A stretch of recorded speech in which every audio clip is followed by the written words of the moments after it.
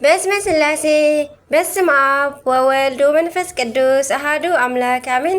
ሰላም እግዚአብሔር አምላክ ምስ ኩላትኩም ይኹን። ስድራ እግዚአብሔር አምላክ ከመይ ውዒልኩም? ኣነ እግዚአብሔር ይመስገን። ክብሪ ይስፋሕ መድኃኔ ዓለም ኣቦይ ከምቲ ኣነ ጽቡቕ ዝወዓልኩ ድማ ጽቡቕ ውዕልኩም ክትኮኑ ናይ ኩሉ ግዜ ተስፋይን ትምኒተይን እዩ ኣሜን። ስንክሳር ዘወርሃ መጋቢት ዕለት 28 አማኑኤል አምላኽና አሜን። ስንክሳር ድሰምዕ ዘንብብ ፍቅሪ ጎይታ ኣብ ልቡ ይዕንብብ ሓለዋን ጸሎትን ተረዳእነትን ናይ ቅዱሳን ድማ ይረክብ። ዝክረ ጻድቅ ለዓለም ይሄሉ ዝኽሪ ናይ ጻድቅ ንዓለም ይዝነብር። ካብ ኩሉ ክፉእ ዘበለ ክዝድሕኑ ንቅዱሳን ተማሕፀኑ አሜን። በስመ አብ ወወልድ ወመንፈስ ቅዱስ አሐዱ አምላክ አሜን። ወላዲተ አምላክ ቅድስት ድንግል ማርያም አዴ ልሳን አንደበት ኩነኒ። መስከረም 28 ቅዱሳን አባዲርን ሓፍቱ ኢራኢን ኣብ 300 ክፍለ ዘመን ናይ ሮም መንግስቲ ንዓለም እተመሓድር ኣብ ክልተ ከተማታት ብባዕላ ብሮምን በአንጾኪያ ነበረ። ናይቲ ወቅቲ ንጉስ ኑማርያኖስ ክኸውን ከሎ ናይቲ ቤተ መንግስቲ ልዑላንን ናይ ውግእ ሓለቓታት ድማ ቅዱሳን ፋሲለደስ፣ ገላውዲዮስ፣ ፊቅጦር፣ መቃርስ፣ አባዲር፣ ቴዎድሮስ ሰለስቲኦም እውን አውሳቢዮስ፣ ዮስጦስ፣ አቦሊ ካልኦትን ነበሩ። ኣዋልድ ድማ ቅዱሳት ማርታ፣ ሶፊያ፣ ኢራኢ፣ ታኦኪልያ ካልኦት እውን ነበራ። ልዕሊ እዞም ኩሎም ድማ ቅዱስ ፋሲለደስ ነበረ። እቲ ወቅቲ ካብ ፋርስ፣ ካብ ቁዝን ካብ በርበርን ውግእ ዝበዝሓሉ ግዜ ስለ ዝነበረ ብኣጋጣሚ ንጉስ ኑማርያኖስ ኣብ ማእከል ሰልፊ ተሃሪሙ ወደቐ እሞ ሞተ። ናይ ሮም መንግስቲ ድማ ባዶ ኮነት። ዙፋን መትሓዝን ቅዱስ ፋሲለደስ ኮነ። ንኻልኦት ቅዱሳን ቀሊል ነበረ፣ ግን ንሳቶም ስቂሎም ጸላእቲ ንምውጋእ ወፁ። ኣብቲ ዘመን ድማ ኣብ ግብፂ ሓደ ሓላዊ ኣጣል ዝነበረ ካብ ቁልዕነቱ ሰይጣን ዘዛርቦ ሓደ ኣግሪጳዳ ዝብልዎ ጉልበተኛ ሰብ ነበረ። ንጉስ ካብ ዝወለደን ደቁ ክልቲአን ኣዋልድ ክፉኣት ስለ ዝነበራ ድማ እታ ንእሽተይ ኣግሪጳዳ ወላ ሓደ ኣብ ዘይብሉ ኣንጊሳ ጸንሓቶም። ስሙ ድማ ዲዮቅልጥያኖስ በለቶ። ኣብ ናይ ቤተ ክርስቲያን ታሪክ ድማ ድሕሪ ሰይጣን ቀፂሉ ከምዚ ናይ ዝክፉእ ስም የለን። ንናይ ዓለም ክርስቲያን ዝጨፍጨፈ ሰብ እዩ። እታ ዓባይ ድማ ነታ ንእሽተይ ሓፍታሪኣ መክስሚያኖስ ዝበሃል ኣራዊት ተመርዕያ ኣንገሰቶ። ዓለም ድማ ኣብዞም ኢድ ጨካና ሰባት ወደቐት።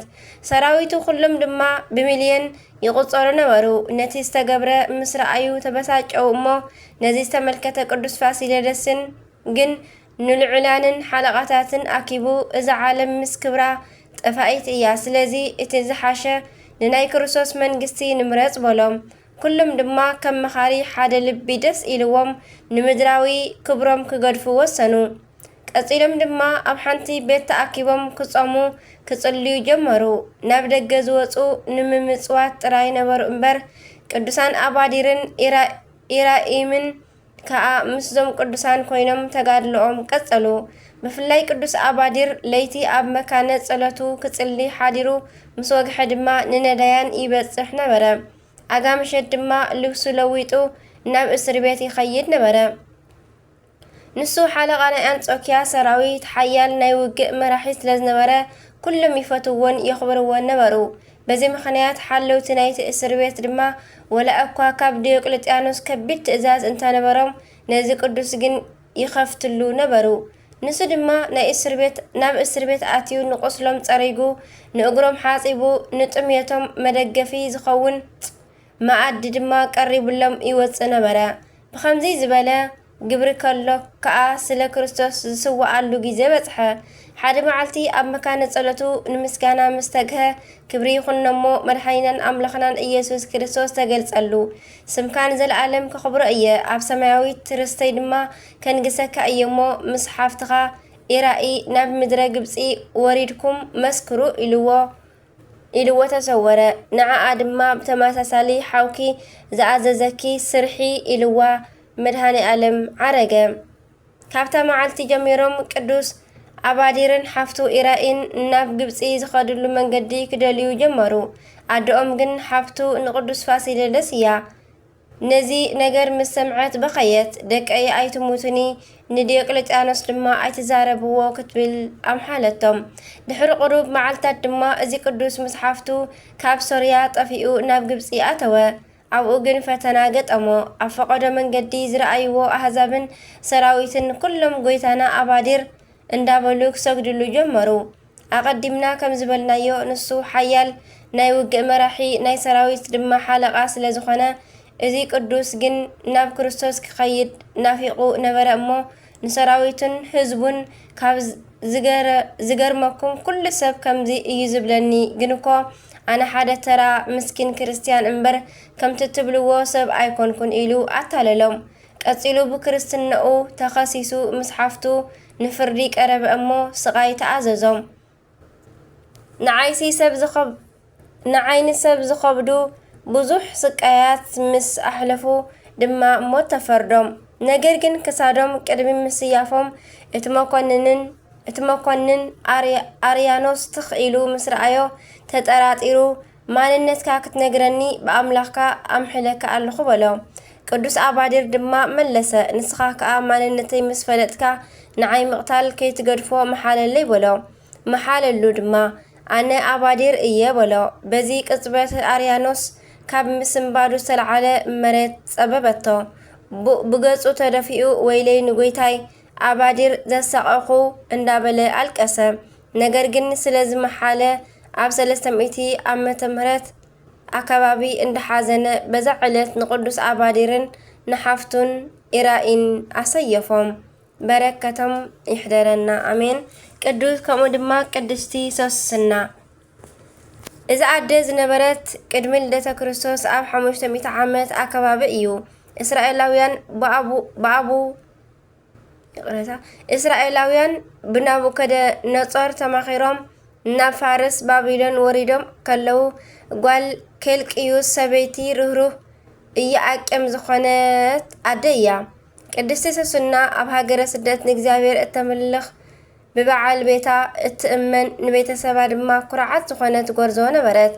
ኣብ ልዕሊኡ ድማ ብጣዕሚ ዝጸበቐት ነበረት። ኣብቲ ዘመን ንሕጊ ንፈልጥ ኢና ዝብሉ ክልተ ረበናት ግን ካብ ቅድስናኣ ከጉድልዋ ይደልዩ ነበር እሞ ምስላጥ ምስ ኣበዮም ብሓሶት ከሲሶም ኣብ ቅድሚ ወገናታ ንሞት ኣፍረድዋ። ኣብ ቅድሚ ፍርዲ ቆይማ ካላ ከዓ ንሳ ብፍጹም ንብዓት ናብ ፈጣሪኣ ትጽሊ ነበረት እሞ እግዚአብሔር ንፍርዱ ለኣኸ። ከቐትልዋ ኢሎም ምስ ወሰድዋ ናይ ቅድም ነቢ ቅዱስ ዳንኤል ሽዑ ጊዜ መንእሰይ ነበረ እሞ ኣነ ካብዛ ዝተባረኸ ሰበይቲ ደም ንጹህ እየ ክብል ተዛረበ። ነዚ ዝሰምዑ ደያኑ ድማ ነቲ ናይ ፍርዲ ዙፋን ለቐቕሉ። ንኽልቲኦም ረበናት ነንበይኖም ገይሩ ዝሙት ክትሰርሕ ከላ ኣበየናይ ቦታ ከም ዝረኣይዋ ሓተቶም። ጎይታ ክፈርዶም ከሎ እቲ ሓደ ኣብ ኮኽ እቲ ሓደ ኣብ ትሕቲ ሮማን ገረብ በለ። በዚ ጊዜ እቶም ህዝቢ ነዞም ሓሰውቲ ረበናት መምህራን ኣብ ክንደኣ ብእምኒ ተቀቲሎም ቀተልዎም እሞ ቅድስቲ ሶስና ግን ብዘሎ ዘመና ኩሉ ንፈጣሪኣ ኣገልጊላ በዛ መዓልቲ እዚኣ ዓረፈት። በረከታ ይሕደረና ኣሜን። መስከረም 28 ዝኽበሩ ዓመታዊ ናይ ቅዱሳን በዓላት ድማ ቅዱስ ኣባዲር ሰማዕት፣ ቅድስቲ ኢራኢ ሓፍቱ፣ ቅድስቲ ሶስና ኣዴና፣ ቅዱስ ሉቃስ መነኮስ፣ ቅዱስ ዳውፍርና። በረከቶም ይሕደረና። ሽዑ ሶስና ብዓብይ ድምፂ ኣወየት፣ ኦ ዘለዓለማዊ ኣምላኽ ካባኻ ክሕባእ ዝኽእል ምስጢር የልቦን እሞ ንኹሉ ነገር ከይኮነ ከሎ ትፈልጥ ኢኻ። እዞም ሰባት እዚኣቶም ብሓሶት ይኸሱኒ ከም ዘለዉ ንስኻ ትፈልጥ ኢኻ። ኣነ ግና እንሆ እመውት ኣለኹ። እዚ ንሳቶም ፈጢሮም ዝኸሱኒ ዘለዉ ነገር ከቶ ኣይወዓልክውን እናበለት እውን ጸለየት እሞ እግዚኣብሔር ድማ ጸሎታ ሰምዐ። ሶስና ምዕራፍ 1 ኣብ ፍቕዲ 41 ንረኽቦ። በረከት ረድኤት ናይ ቅድስት ኣዴና ቅድስቲ ሶስና ምስ ኩላትና ይኹን ኣሜን። ከምኡ ድማ ናይ 29 መስከረም ስንክሳር ንቕጽል። በስመ አብ ወወልድ ወመንፈስ ቅዱስ አሐዱ አምላክ አሜን። መስከረም 29 በዚ ዕለት ክብሪ ይኹን እሞ ጎይታናን ኣምላኽናን መድሓኒናን ኢየሱስ ክርስቶስ ካብ እመቤትና ቅድስተ ቅዱሳን ንጽህተይ ንጹሃን ድንግል ማርያም ዝተወልደሉ ናይ ልደቱ በዓል እዩ። ይቕረታኡን ምሕረቱን ለውሃትን ቸርነቱን ሓድነቱን ሰለስትነቱን ምስ ኩላትና ይኹን ንዘለዓለም አሜን አሜን። በዚ ዕለት ድማ ምስ ቅድስቲ አርሴማን ምስ እመምኔት ምስ አጋታን ደናግል ብሰማዕትነት ዓረፋ። ሰማዕት ቅድስቲ አርሴማ ብዙሃ ሕማሞሙ ለጻድቃን ወእም ኩሉ ያድህኖሙ እግዚአብሔር። ናይ ጻድቃን መከራ ብዙሕ እዩ፣ እግዚአብሔር ግና ካብ ኩሉ የድሕኖም ይብል መዝሙር ዘዳዊት መዝሙር 34 ፍቕዲ 19። አሜን። ካብ ወገን ክቡራን ካህናትን ሓያላት ነገስታትን ዝኾነ ቴዎድሮስ ንዝስሙ ሰብኣይ ነበረ። ንሱ ንሓንቲ ካብ ወገን ስዩማነ ቤተ ክርስቲያን ሩትኣነ ሃይማኖትን ዝኾኑ ሊቃነ ጳጳሳትን ካህናትን ዝኾነት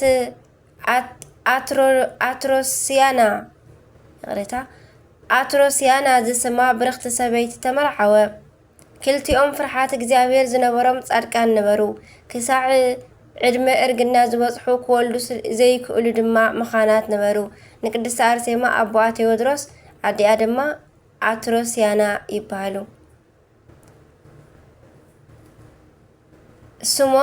ስሞም ዘጸውእ ንኡስ ዘስምር ወዲ ድዩ ጓል ውላድ ክህቦም ድማ ብስነ ምግባር ተጊሆም ወትሩ ይጽልዩ ስለ ዝነበሩ እግዚአብሔር ብረድኤቱ በጺሕዎም ሓንቲ ቅድስቲ ውላድ ሃቦም። ስማ ድማ ቅድስቲ አርሴማ ሰመይዋ። ኣብ 30 ዓመት ዕድመኣ ከዓ ናብታ ብስም እግዝእትነ ቅድስቲ ድንግል ማርያም ትጽዋዕ ቤተ ክርስቲያን ወፈይዋ እሞ ቅድስቲ አርሴማ ካብ ህፃንነታ ጀሚራ ቅዱሳት መጻሕፍቲ ተጽንዕ ብጾምን ጸሎትን ተወሲና ድማ ትጋደልን ተገልግልን ነበረት። ቅድስቲ አርሴማ ቆልዓ 15 ዓመት ኣብ ዝነበረትሉ ግዜ ከሓዲ ንጉስ ዲዮቅልጥያኖስ ዝምርዓዋ መልክዐኛ ጓል ስኢሎም ከምጽእሉ ንሰራዊቱ ናብ ኩሉ ግዛኣቱ ኣዋፈረ። እዞም ዝተልኣኹ ወታደራት እናኾለሉ ኣብ ሃገረ ሮሜ ኣብ ትርከብ ደብረ ደናግል በጽሑ ኣብ ገዳም። ካብ ኩለን ኣብኡ ዝነበራ ደናግል ከዓ ንቅድስቲ አርሴማ ብመልክዕ ዝበልጻ ስለ ዘይነበረ ብመልክዓ እናተደነቑ ስኢሎም ንስእላ ንንጉስ ዲዮቅልጥያኖስ ለኣኽሉ። ንጉስ ድማ ስእላ ርእዩ እምብዛ ተሓጐሰ። ኣብ ኢዱ ከም ዘእትዋ ተኣማሚኑ ከዓ መርዓ ቆጺሩ ንኹሎም ነገስታትን መኳንንትን ዓደሞም። ነዚ ዝተገብረን ክግበር ተቆጺሩ ዘሎ እተን ደናግል ምስ ሰምዓ ካብቲ ደብረ ደናግል ወፂአን ሃዲመን ኣብ ግዛኣት ንጉስ ድርጣዶስ ሃገረ አርማንያ ኣብ በረኻ ጫካታት ተሓብኣ። ኣብዚ ቦታ እዚ ብጠቕላላ 75 ሰብኡትን ኣንስትን ካብዚኦም ከዓ እዘን 39 ደናግል ኣንስቲ ብጥሜትን ጽምእን ብስእነትን ሽግርን ይነብሩ ነበሩ። ኣብዚ ምድሪ አርማንያ ምህላዋ ዝሰምዐ ንጉስ ዲዮቅልጥያኖስ ካብ ዘላቶ ረኺቡ ክሰደሉ ንንጉስ ድርጣደስ ኣዘዞ። ንታኦስ ዝሰግድን ኣብ ፀሓይ ዘመልኽን ንህዝበ ክርስቲያን ዘሳቐን ዝስይፍን ዝነበረ ንጉስ ድርጣደስ ድማ ኣብ ግዛኣቱ ንዘላ ቅድስቲ አርሴማ ወታደራቱ ልኢኹ ምስኣ ዝነበራ ቅዱሳን ደናግል ኣምጽኣ። ንጉስ ድርጣዶስ ድማ ንቅድስቲ አርሴማ መልክዓ ተማሪኹ ንዝነዓለማዊ ሓጎስን ስጋዊ ድልየቱን ተመነያ። ኣብ ጣዖቱ ከስግዳ እውን ብዙሕ ፈተና። ቅድስቲ አርሴማ ግና ኣብ ሃይማኖታት ጸኒዓን እዚ ዓለም እዚ ምስ ፍትወታቱ ሓላፍ ምዃኑ ኣሚናን ንኣታቶምን ንኣህዛብን ንምስክር ምእንቲ ክኸውን ብኣይ ምኽንያት ምእንታይ ናብ መኳንንትን ነገስታትን ክትውሰዱ ኢኹም። ማቴዎስ ምዕራፍ 10 ፍቕዲ 18 ዝብል ቃል ወንጌል ዘኪራን ምእንቲ ስመ ክርስቶስ ሰማዕት ክትከውን በሃገት። ንጉስ ድርጣደስ ብመንፈሳዊ ጽንዓትን ትብዓትን ቅድስቲ አርሴማ እምብዛ ተናደደ። ምስ ኩሎም ህዝበ ክርስቲያን ከዓ ብጥሜትን ዋዒ እሳትን ብዙሕ ኣጋፍዓን ኣሳቕያን። ንነቢ ዳንኤል ካብ ኣናብስ ንሰለስቱ ደቂቅ ካብ እቶን እሳት ዘድሓነ እግዚአብሔር ኣምላኽ ኣብ ኩሉ መከራኦም የጸናንዖምን የድሕኖምን ነበረ። ንጉስ ድርጣደስ ከምቲ ዝተመነዮ ስጋዊ ድሌታቱን ሰይጣናዊ ስሩሑን ስለዘይሰመረሉ ኩሎም ክስየፉ ኣዘዙ። እተን ደናግል ክስየፋ ከለዋ ቅድስቲ አርሴማ ቃለ እግዚአብሔር እናጠቐሰት ትምዕደንን ተጸናንዐንን ነበረት። ነተን ሰማዕታት ኣኽሊል ክብር ካብ ሰማይ ክወርደለን ከሎ እናረኣየት ናታ ተራ بصلوتن بحاجوسن تهوخ نبرت أب مودعتا كيدانة تكايدكو مثل هريانية مثل حرية كيدان آتخو مزمور زراويت مزمور سمانان تشعاتن فقد 34 كم زبل كاب غويتانان أملخنان مرحينان إيسوس كريستوس قال كيدان مستقبلت نقوس ديرتادوس رئسا كتمتر أزازة እቶም ወተሃደራት ድማ ብገመድ ስሒቦም ርእሳን መልሓሳን ቆረጽዋ ክልቲአን ናዒንታ ጎጥጊጦም ብምውፃእ እውን ንኣካላታ በብንእሽቶ መተርዋ ኣብ 27 መስከረም ድማ ብሰይፊ ክሳዳ ቆሪጾም ብሰማዕትነት ኣሕለፍዋ ካብ ክሳዳ ደምን ማይን ጸባን መዓርን ከም ዘንጠብጠበ ዝናመ ክረምቲ ናብ 4 መዓዝን ወፀ ንቅድስቲ ነፍሳር ከዓ ቅዱሳን መላእክቲ ቢባበን ብዝማሬን ብኽብሪ ተቐቢሎም ኣብ ቦታ ዕረፍቲ ኣእተውዋ ናይ ኩሎም ምስተን ደናግል ዝነበሩ ብድምር 72 ሰባት ረሲኦም ኣብቲ ቦታ ተረፈ ምሕደሪ ሰይጣን ዝኾነ ንጉስ ብእግዚአብሔር ተቐፂዑ ኣእምርኡ ጠፊእዎ ምስ ኣራዊት ይነብር ነበረ ድሓር ግን ብጸሎት ቅዱስ ጎርጎርዮስ ናብ ልቡ ተመሊሱ ብእግዚአብሔር ኣሚኑን ናይዞም ቅዱሳን ሰማዕታት ኣዕጽምቲ ኣኪቡ ኣብ ጽቡቕን ፍሉይን ስፍራ ኣቐመጦ ድሕሪ ግዜ ድማ በብስሞም ቤተ ክርስቲያን ተሃኒጽሎም ካብዚ ቦታ ብዙሕ ተኣምር ተገብረ ቅድስቲ ቤተ ክርስቲያን ከምቲ ዝክረ ጻድቅ ለዓለም ይሄሉ መዝሙር ዘዳዊት መዝሙር 112 ፍቅዲ 6 ዝብል ቅድስቲ ኣርሴማን ካልኦት ቅዱሳንን ብሰማዕትነት ዝዓረፉላ 29 መስከረምን ቅዳሴ ቤታ ንቅድስቲ ኣርሴማ ድማ 6 ታሕሳስ تذكرون تخبرون إيا بركة يحضرنا أمين ቅዱስ ዮሐንስ ወንጌላዊ ፍቁረ እግዚእ ወንጌላዊ ሐዋርያ ሰማዕት ዘእንበለም አቡ ቀለምሲስ ምስጢራት ዝረአየ ታኦሎጎስ ነባቤ መለኮት ወልደ ነጎድጓድ ደቀ መለኮት ወምስጢር ፍቁረ እግዚእ ርእሰ ደናግል ናይ ደናግል ሓለቃ ቁፅረ ገጽ ዘረፈቀ ውስተ ህፅኑ ለኢየሱስ ኣብ ጎኒ ጎይታ ዝቕመጥ ንስር ሰራሪ ልዑለ ስብከት ምድራዊ መልአክ ዓምደ ብርሃን ሐዋርያ ትንቢት ቀርነ ቤተ ክርስቲያን ኮከበ ከዋክብት ነባቢ መለኮት ቅዱስ ዮሐንስ ወልደ ነጎድጓድ በዚ ዕለት ይኽበር እዩ። ምክንያቱ ቀዳሚሁ ቃል ዮሐንስ ምዕራፍ 1 ፍቅዲ 1 ኢሉ ከም ንስሪ መጢቁ ወንጌሉ ዝጸሓፈ በዚ ዕለት እዩ። በረከት ይሕደረና። ኣብ ልዕሊ ቅዱስ ዮሐንስ ዝሓደረ ናይ እመቤትና ቅድስት ድንግል ማርያም ናይ ቅድስት ድንግል ማርያም ኣዴናን ናይ ሓደ ወዳን ፍቅሪ ኣባና እውን ይሕደር ኣሜን።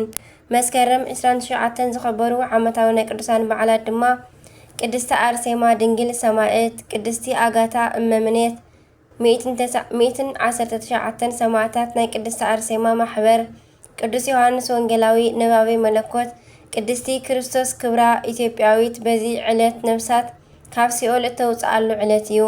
ወርሓዊ በዓላት ድማ ናይ ፈጣሪናን ኣምላኽናን ጎይታናን ንጉስናን ኢየሱስ ክርስቶስ በዓለ ልደቱ፣ ቅዱስ ጴጥሮስ ተፍጻሜተ ሰማዕት፣ ቅዱስ ማርቆስ ዘተርማቅ፣ ቅድስቲ ፍቅርተ ክርስቶስ ኢትዮጵያዊት፣ ቅዱስ ዘርአ ክርስቶስ ጻድቅን ሰማዕትን። ቃል ብቅድሙ ነበረ፣ እቲ ቃል ድማ ኣብ ኣምላኽ ነበረ፣ እቲ ቃል እውን ኣምላኽ ነበረ፣ ንሱ ብቅድሙ እውን ኣብ ኣምላኽ ነበረ። ብኡ ኩሉ ተፈጥረ፣ ካብቲ ዝተፈጥረ ዘበለ ድማ ብዘይካ ብኡ ሓንቲ እኳ ዝተፈጥረ የልቦን። ህይወት ኣብኡ ነበረት፣ እታ ህይወት ከዓ ብርሃን ሰብ ነበረት። ብርሃን እውን ኣብ ጸልማት የብርህ፣ ጸልማት ከዓ ኣይሰዓሮን። ዮሐንስ ምዕራፍ 1 ፍቅዲ 1። በረከት ረድኤት ናይ ቅዱስ ዮሐንስ ወልደ ነጎድጓድ ምስ ኩላትና ይኹን ኣሜን። ከምኡ ድማ መስከረም 30 ስንክሳር ንቕጽል። በስመ አብ ወወልድ ወመንፈስ ቅዱስ አሃዱ አምላክ አሜን።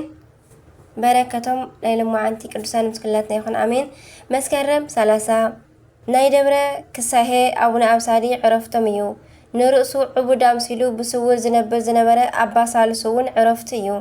ጎይታናን ኣምላኽናን መድሓይናን ኢየሱስ ክርስቶስ ዓብይ ተኣምር ኣብ ልዕሊ ቅዱስ ኣትናቴዎስ ዝገበረሉ ዕለት እውን እዩ ኣሜን።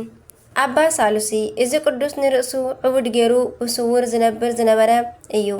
ኣባ ሳሉሲ ኣብ ቅድሚ ሰብ ወላ ሓንቲ ኣይጽልን ኣይጾምን ብፍላይ ኣብ ቅድሚ ሰብ ንዝምገቦ ፍረ የልምጽ ከምዚ ዝገብር ድማ ካብ ኮንቱ ውዳሴ ንምርሓቅ ክብል እዩ። ነገር ግን ኣበምኔት ኣባ ይስሐቅ ንስውር ስርሑ እናረኣዩ የድንቁ ነበሩ። ነዚ ልማዱ ከግድፍዎ ይደልዩ ነበሩ እሞ ነገር ግን ልቡ ከየሕዝንዎ ይሓስቡ ነበሩ። ሓደ መዓልቲ በዓል ነበረ እሞ እቶም ኣበምኔት ነቶም መነኮሳት ፀዊዖም ቅድሚ ቅዱስ ቁርባን እኽሊ ከይለክፍ ንኣባ ሳልሲ ሓልዎ ኢሎም ኣዘዝዎም። ንሳቶም ድማ እናሓለዎ ከለው ኣባ ሳልሲ ግን ክበልዕ ደልየ ኣለኹሞ ፈኑኒ በሎም። እቶም መነኮሳት ድማ ኣይንፍንወካን ኢሎም ኣብ ዘገደድዎ ግዜ ቆቢዑ ካብ ልዕሊ ርእሱ ኣውፂኡ ኦ እመቤቴ ካብ ኢድ እዞም መነኮሳት ኣልሕንኒ ኢሉ ነቲ መንደቕ ብቆቢዑ ሃረሞ። ነቲ መንደቕ ድማ ብቆቢዑ ምስ ሃረሞ ሽዑ ንሽዑ ተሰንጢቁ ብኡ ወፂኡ ከደ። ኣባ ሳልሲ ወፂኡ ከም ምስ ከደ ግን ናይቲ መንደቕ ፈራስ ተመሊሱ ከምቲ ዝቐደመ ተገጠመ።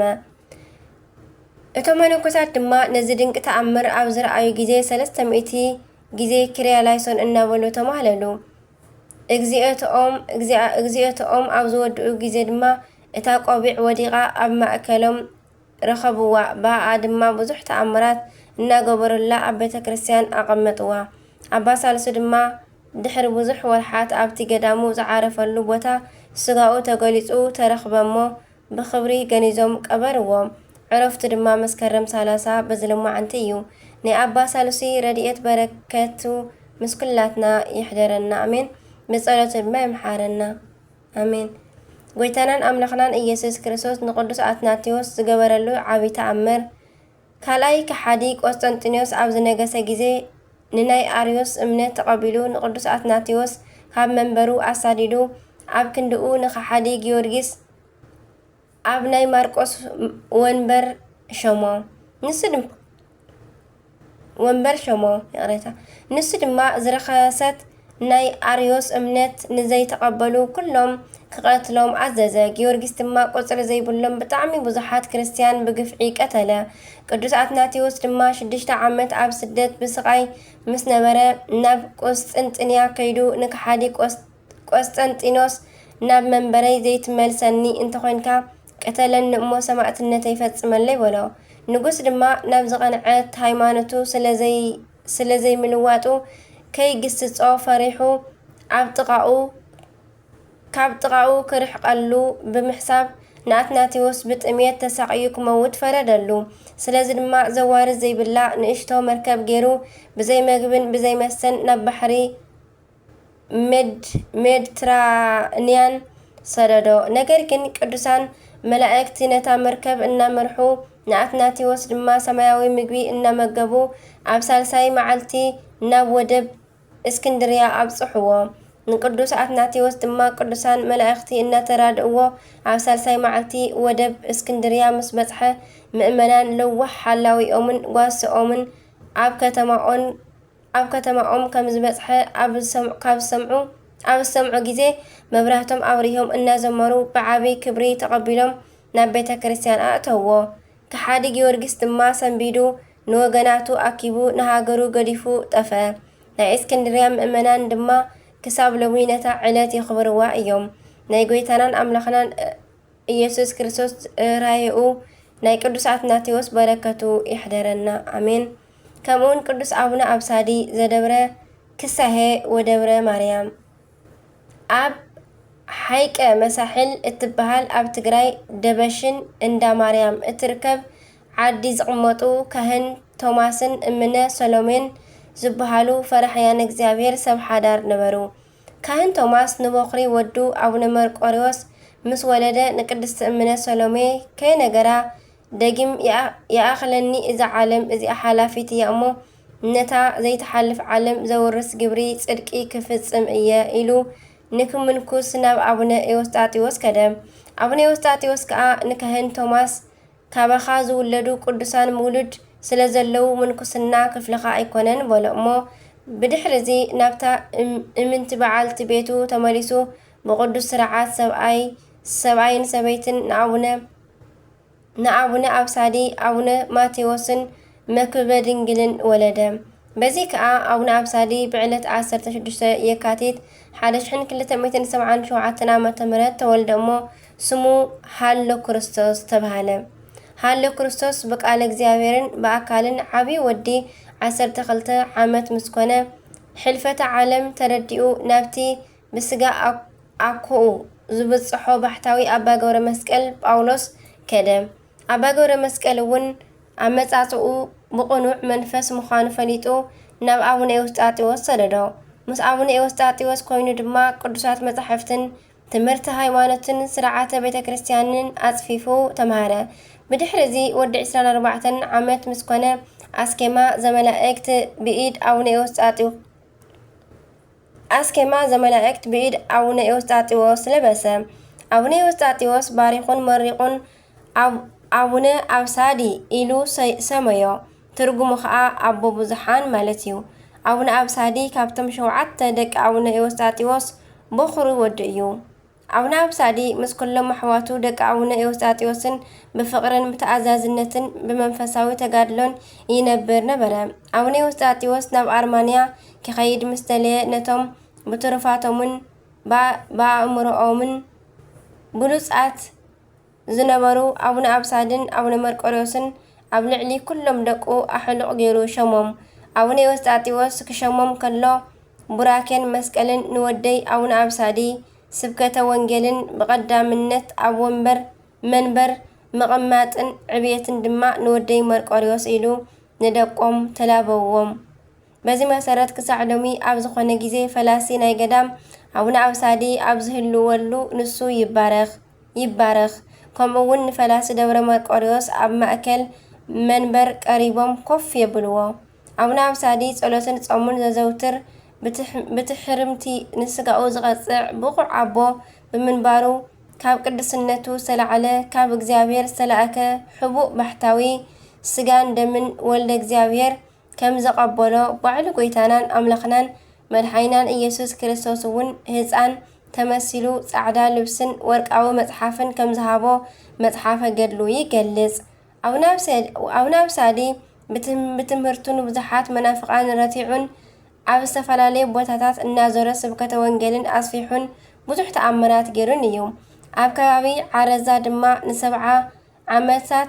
تقميتو بزح سلستقادل الله كسعلومي إذا بوتا 7 تبهال حدا وان أبتا تأمرات استقبر الله بوتا كف كله قويتانان أملخنان مرحينان إيسوس كريستوس قليسو كابزا انبا نوغن سمين زلا بوتا باري خلكا إيمو مسدقخا أب عنبر إلو حبر اللو إذا بوتا أزياد ما لومي دبر مريم دبر كساهي تبهال زلا إيا كساهي مالت معوز دجأناء روزا عنببا مالسيو دبر كساهي استبهال اللو مخنيات دما كابتي قدام استقدم اللو انبا وقق كساهي استوصد إيو كبابي نايتي انبا كا دبر مريم إنا تبهالي فلت أبونا أبسادي دحرناي نويح عمتات تقادلو علات عرفتو كم زا أخلي مسفلته ندقوك المعدان هيبو بدحريو نعونا زكارياس شمولهم بدحرزي كابلو على እግዚአብሔር ቃል ኪዳን ተቀቢሉ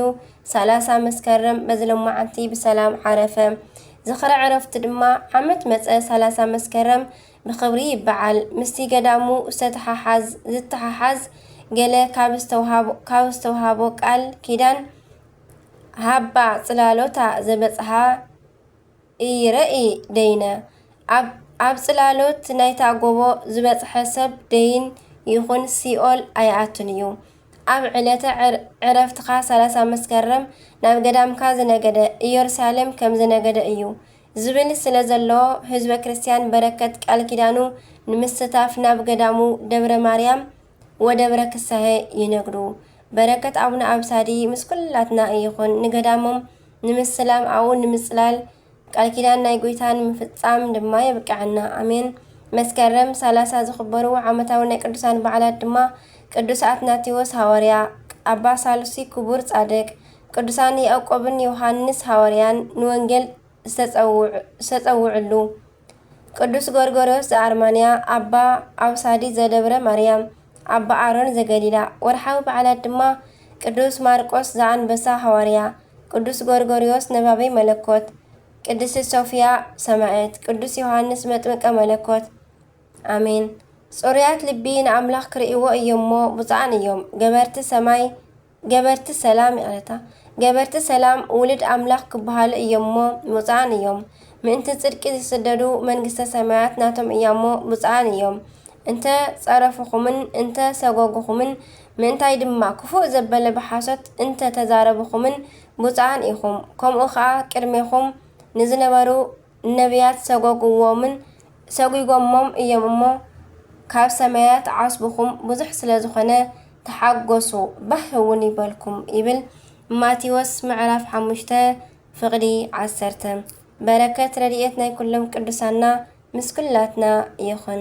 ዝወደቐ ዝነጠበ ቃል ኮነ ዜማ ፊደል ብኣፈ ቅዱሳን ትጉሃን መላእክት ይተዓረመለይ። አሜን አሜን ወአሜን ይበሉ ኩሎም መላእክተ ሰማይ። ስንክሳር ድሰምዕ ዘንብብ ፍቕሪ ጎይታ ኣብ ልቡ ይዕንብብ። ሓለዋን ጸሎትን ናይ ቅዱሳን ድማ ይረክብ። አሜን። ካብ ፍቕሪ ቅዱሳን ኣይፍለየና። አሜን። አቡነ ዘበሰማያት ይትቀደስ ስምከ ትምጻእ መንግሥትከ ወይኩን ፈቃድከ በከመ በሰማይ ከማሁ በምድር ሲሳየነ ዘለለ ዕለትነ ሀበነ ዮም ህድግ ለነ አበሳነ ወጌጋየነ ከመ ንሕነኒ ንህድግ ለዘአበሰለነ ኢታብአነ ጊዜ ውስጥ መንቶት አላድነነ ወባልሃነ ኩሉ እኩይ እስመ ዚአከ ይእቲ መንግሥት ኃይል ወስብሐት ለዓለመ ዓለም አሜን። በሰላም ቅዱስ ገብርኤል መልአክ እግዝእትየ ማርያም ሰላም ለኪ ድንግል በህሊናኪ ወድንግል በስጋኪ እመ እግዚአብሔር ጸባኦት ሰላም ለኪ ብሩክት አንቲ እምአንስት ወብሩክ ፍሬ ከርሥኪ ተፈሥሒ ፍሥሕት ኦ ማርያም ምልዕተ ጸጋ ምልዕተ ውዳሴ ምልዕተ ኩሉ እግዚአብሔር ምስሌኪ ሰአሊ ወጽልሊ ምህረተ ወእንቲአነ ምህረተ ኩሉ ዓለም ሀበ ፍቅር ወልድኪ ኢየሱስ ክርስቶስ ከመ ይስረይ ኃጣውኢነ ተማኅፀንነ በክዳንኪ። ስብሐት ለእግዚአብሔር ወለወላዲቱ ድንግል ወለመስቀሉ ክቡር አሜን አሜን ለይኩን።